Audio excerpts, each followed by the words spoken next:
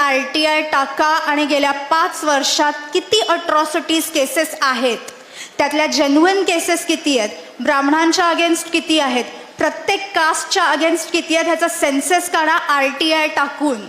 गेल्या 5 वर्षाच्या म्हणते मी, 10 पण नाही. कारण हे अख्खं रॅकेट आहे ज्याच्याबद्दल तुम्हाला कल्पना आहे का? कोणालाच कल्पना नाही आहे. आकडेच सांगते आता. बरेच वकील आहेत.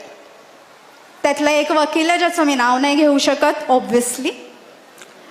गेल्या 15 ते 20 वर्षात त्यांनी 62 अट्रॉसिटी केसेस टाकलेले आहेत.